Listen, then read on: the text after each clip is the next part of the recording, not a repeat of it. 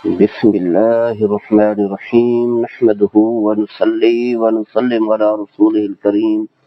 وعلى آله الطيبين وأصحابه الطاهرين اما بعد. حضرات گرامی، محرم الحرام کی 10 تاریخ ہمیں یاد دلاتی ہے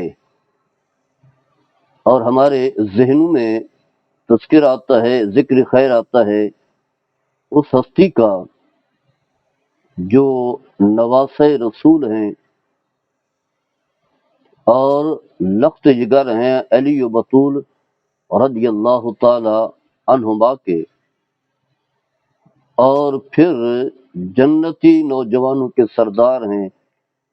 میرے آقا صلی اللہ تعالی علیہ وسلم کے پھول ہیں، یعنی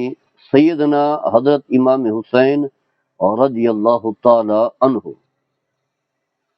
آپ کی یہ جو قربانی ہے یہ قیامت تک ہمیں یاد رہے گی، ہر اس شخص کو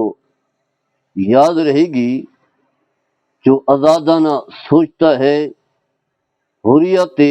فکر کا مالک ہے، کسی کی غلامی، کسی کی ماتحتی کسی صورت میں قبول نہیں کرتا، اور حق کا ساتھ دیتا ہے، باطل کو ٹھکراتا ہے، سچائی کے ساتھ کھڑا ہوتا ہے، جھوٹ پر لات مارتا ہے،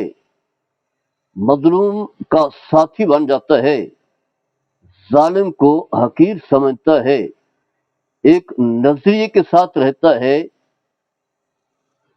غلط فکر کی طرف اس کے قدم نہیں بڑھتے. تو وہ شخص سیدنا امام حسین اور رضی اللہ تعالیٰ عنہ کے ساتھ کھڑا رہے گا، ان کے نظریے کے ساتھ کھڑا رہے گا، چاہے وہ مسلم ہے یا غیر مسلم، چاہے وہ ان ہستیوں سے محبت کرتا ہے یا نہیں کرتا، لیکن اس نظریے کو جو ہے اپنا کردار سمجھتا ہے، اپنا آئیڈیال سمجھتا ہے، اور اپنا راستے کا انتخاب تصور کرتا ہے. حضرات گرامی، اس واقعے کو رونما ہوئے تو ایک طویل عرصہ بیت چکا ہے، یعنی یوں سمجھ لیں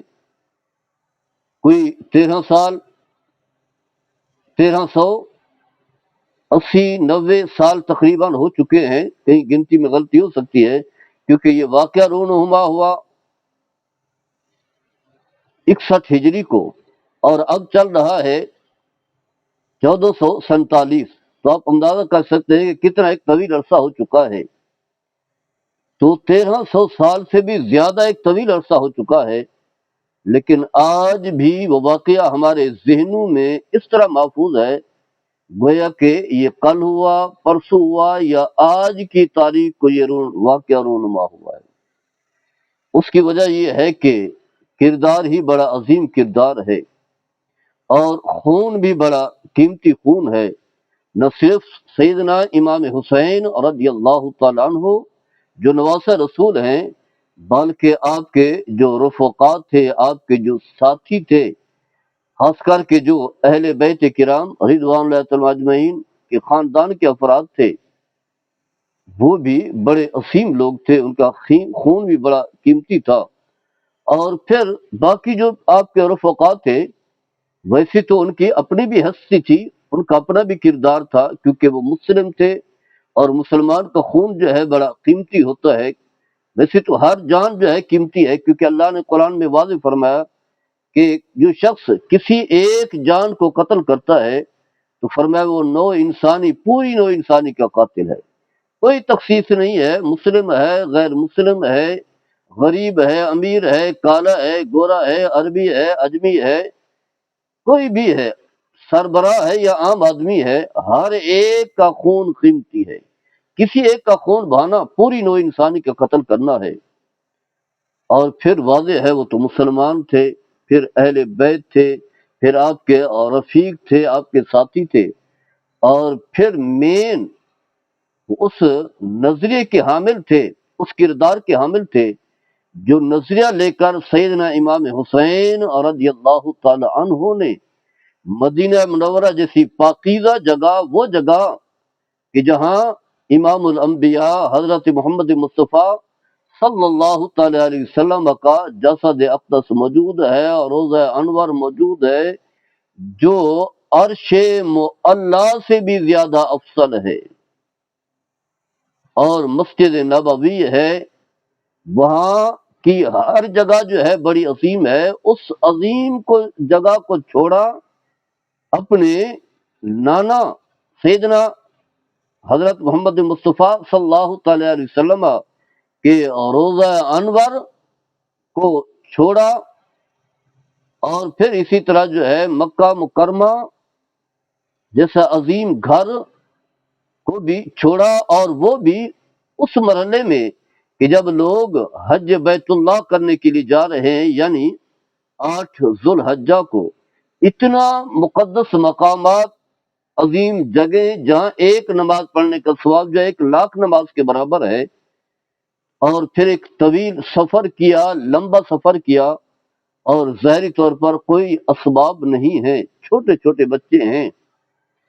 تو ایک نظریہ تھا، اس نظریے کو لے کر کے آگے چلے۔ تو آج کے اس درس میں جو بات بیان کرنی ہے وہ یہ ہے کہ وہ کیا اسباب تھے، کیا حالات تھے جس کی وجہ سے جو ہے یہ واقعہ رونما ہوا کہ ایک عظیم خون، سیدنا امام حسین اور رضی اللہ تعالیٰ عنہ کا خون، سب سے قیمتی خون، اور پھر آپ کے دیگر اور رفقا کا خون جو ہے بہایا گیا، اور وہ بھی اس خون کا نذرانہ دینے میں پیچھے نہیں ہٹے۔ تو یہ اسباب کیا تھے واقعہ کرب و بلا کے رونما ہونے کے؟ پہلی بات تو یہ ہے کہ ایک طرف کردار ہے سیدنا امام حسین اور رضی اللہ تعالی عنہ کا، وہ امام حسین ہیں، آپ کی ولادت باسعادت ہوتی ہے 4 ہجری کو اور 5 شعبان الموسم کو، اور جس جگہ آپ کی ولادت ہوتی ہے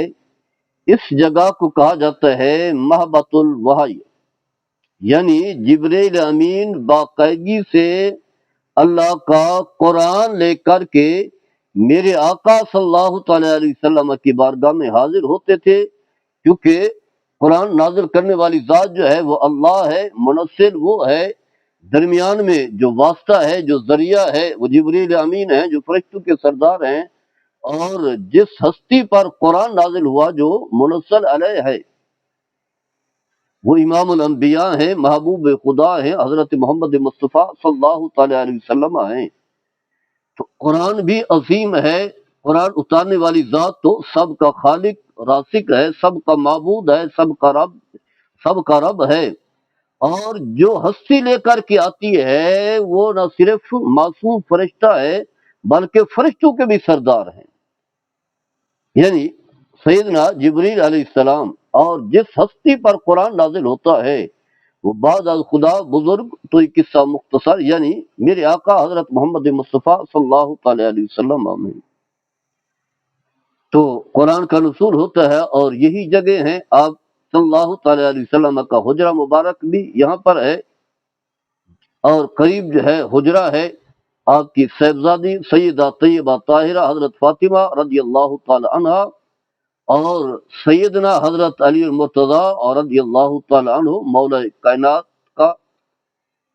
اور اسی جگہ پر جو ہے جبریل امین قریب ہی آتے ہیں۔ تو یہ محبت الوحی ہے، اسی جگہ پر ولادت ہوتی ہے اس ہستی کی جسے سید الشہداء بھی کہا گیا ہے، جو جنتی نوجوانوں کے سردار بھی ہیں، سیدنا امام حسین اور رضی اللہ تعالیٰ عنہ۔ اب ایک طرف یہ ہستی ہے، آگے بھی ہم چل کر کے تعارف کروائیں گے، ایک طرف یہ ہستی ہے اور دوسری طرف جو ہے یزید ہے، جس کی پیدائش ہو رہی ہے 25 ہجری کو، 26 ہجری کو، یعنی کوئی صحابی نہیں ہے، کیونکہ میرے آقا صلی اللہ تعالی علیہ وسلم کا وصال مبارک 11 ہجری کو ہو گیا،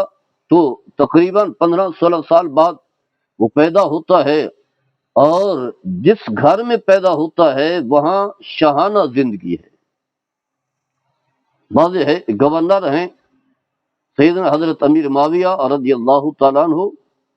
گورنر ہیں، اور دور ہے حضرت عثمان غنی، حضرت عمر بن خطاب رضی اللہ تعالیٰ عنہ کا، حضرت عمر نے گورنر بناتے ہیں، شام کے گورنر بناتے ہیں، دمشق کے جو ہے گورنر بنایا جاتا ہے، تو یہ گورنر ہیں، اور حضرت امیر معاویہ رضی اللہ تعالیٰ عنہ کی جو طرز زندگی ہے وہ اس انداز سے نہیں ہے جو میرے آقا صلی اللہ تعالی علیہ وسلم کا طریقہ ہے، اور خلفائے اربع ابو بکر، عمر، عثمان و علی اور رضی اللہ تعالی عنہم کا جو طریقہ ہے زندگی میں، سادگی، عاجزی، انکساری، اور ایسے ہی بغیر بیڈ کے، بغیر چارپائی کے زمین پر لیٹ جانا، اور سرہانے کے نیچے تکیہ کی بجائے اینٹ رکھ دینا اور چٹائی پر سو جانا، اس طرح سونا کہ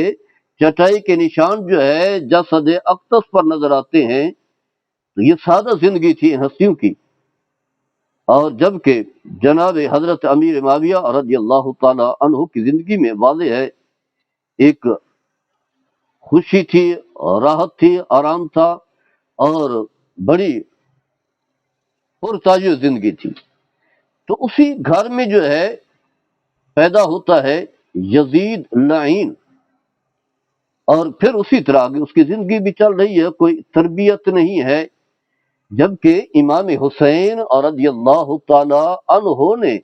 جس گود میں پروان چڑھے وہ گود ہے سیدہ طیبہ طاہرہ حضرت فاطمہ رضی اللہ تعالی عنہا، جو جنتی عورتوں کے سردار ہیں، بیٹا، بلکہ دونوں بیٹے امام حسن بھی اور امام حسین بھی جنتی نوجوانوں کے سردار ہیں۔ ہم تو ہمارا وقت دعائیں کرتے ہیں یا اللہ ہمیں جنت عطا فرمانا، بلکہ جنت کی طلب تو بعد میں، پہلے یا اللہ ہمیں عذاب دوزخ سے بچانے کی ہم دعا کر رہے ہوتے ہیں، عذاب دوزخ سے بچ جائیں، نماز سے پہلے، نماز کے بعد، باقی اوقات میں قرآن کی تلاوت کرتے ہو، اعمال صالح کرتے ہو، اللہ سے یہی دعا کرتے ہیں یا اللہ ہمیں عذاب دوزخ سے وقنا عذاب النار کی دعا کرتے ہیں، اور اس کے بعد جو ہے جنت کی دعا کرتے ہیں، جنت کی خواہش کر رہے ہوتے ہیں، دعا کر رہے ہوتے ہیں، اب معلوم ہی نہیں ہے جنت ملتی ہے یا نہیں ملتی۔ تو امام حسن، امام حسین جنت میں چلے بھی گئے، بلکہ جو جنت میں ہوں گے ان کے سردار بھی ہیں، اور پہلے سے بتا دیے گئے، یہ نہیں کہ قیامت کے دن اعلان ہوگا، قیامت کے دن اعلان نہیں ہوگا۔ میرے آقا صلی اللہ تعالی علیہ وسلم جو محبوب خدا ہیں اور جو اپنی مرضی سے نہیں بولتے، اللہ کی طرف سے وحی ہوتی ہے، وہ فرما گئے ان الحسن والحسین سیدا شباب اہل الجنہ، حسن اور حسین اور رضی اللہ تعالی عنہما جنتی نوجوانوں کے سردار ہیں، جنت کے اعلیٰ مقام پر فائز بھی ہوں گے اور سرداری کے عہدے پر بھی فائز ہوں گے، اور ماں جو ہے وہ جنتی عورتوں کی سردار ہے، اور پھر فرمایا جتنی بھی دنیا کی عورتیں ہیں تمام سے افضل ہے۔ تو اس ماں کی گود میں پروان چڑھے، اور واضح ہے حضرت فاطمہ رضی اللہ تعالیٰ عنہ جب بچے کو اپنے گود میں لیتی تھی تو یہ تو نہیں ہے کہ دنیاوی باتیں ہوتی تھی، ہمہ وقت زبان پر اللہ کا قرآن ہے، اللہ کا ذکر ہے، اللہ کی تسبیح و تحمید ہے، اپنے رب کو یاد کرنا ہے، چاہے وہ کام کاج بھی کر رہی ہیں، زندگی بھی اتنی سادہ ہے کہ خود جو ہے آٹا بھی پیس رہی ہیں، چکی بھی چلا رہی ہیں، کپڑے بھی سی رہی ہیں، گھر کی صفائی بھی کر رہی ہیں، کپڑے بھی دھو رہی ہیں، سارے کام خود کر رہی ہیں، حالانکہ یہ ملکہ ہیں، دنیا میں جتنے بھی ملکہ آئی ہیں آئیں گی یہ ان کی سردار ہیں، بلکہ جنتی جو ملکہ ہیں ان کی بھی سردار ہیں، لیکن زندگی جو ہے اتنا سادہ ہے کہ جس کا انسان تصور بھی نہیں کر سکتا۔ تو جب بچے کی تربیت اس گھر میں ہو جہاں وحی کا نزول ہو رہا ہو، جو ماں جو ہے سیدہ طیبہ طاہرہ ہو، اور اس ہستی کو کہے وہ شخص جس کا بچپن سے جوانی تک زندگی جو ہے شہادہ بھی گزری ہے، لہو و لعب میں گزری ہے، فسق و فجور میں گزری ہے، یعنی لکھا ہے مورخین نے کہ شرابی بھی تھا، زانی بھی تھا، بد کردار بھی تھا. باقی چیزیں کوئی نہ مان رہا ہو، شاید ہو سکتا ہے کوئی کہے کہ نہیں ایسا نہیں ہے، اس کے بارے میں تو کوئی اختلاف نہیں کرے گا کہ اس کی زندگی جو ہے لہو و لعب والی تھی اور عیاشانہ زندگی تھی. کیونکہ حضرت امیر معاویہ رضی اللہ تعالی عنہ کا، چاہے وہ گورنری کا دور ہو یا اس کے بعد جو ہے اب مسلمانوں کے امیر بنتے ہیں سیدنا حضرت علی المرتضیٰ رضی اللہ تعالیٰ عنہ کی شہادت کے بعد 40 ہجری کے بعد، تو یہ آمریت ہوتی ہے، ملوکیت ہوتی ہے، جس میں اپنے آپ کو برتر ظاہر کرنا، یہ کہنا کہ میں ہی ہوں سب کچھ، باقی رعایا ہے، عوام الناس ہیں، ہمارے حکم کتابیں ہیں، ہم جو فیصلہ کریں وہ فیصلہ ماننا ہوگا. جو شہرت کے حامل تھے، جن کے معاشرے کی قدر و قیمت تھی، جو قبیلے کے سردار تھے، انہیں عہدوں کا لالچ دے کر، سرمایہ کا لالچ دے کر، پرتعیش زندگی دے کر، اور جو باقی کمزور لوگ تھے ان پر ظلم ڈھا کر، اذیت و تکلیف دے کر، اس انداز سے جو ہے وہ آمرانہ طرز حکومت چلتا رہا. اور اسی آمرانہ ملوکیت کا طرز حکومت جو ہے اسی کے زیر نگرانی رہ کر کے یزید پروان چڑھتا رہا.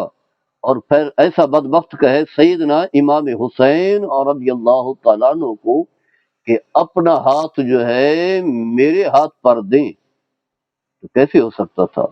اسی لیے امام حسین اور رضی اللہ تعالیٰ عنہ نے اپنی جان تو راہ خدا میں دے دی، لیکن ایک پلید بد کردار کے ہاتھ پر اپنا ہاتھ نہیں دیا. تو یہ بھی ایک سبب تھا، یہ بھی ایک وجہ تھی جس کی وجہ سے جو ہے یہ واقعہ رونما ہوا. آگے چل کر کے بھی ہم دیگر اسباب کا تذکرہ کرتے ہیں تاکہ اس واقعے کو سمجھنا جو ہے قدر آسان ہو جائے.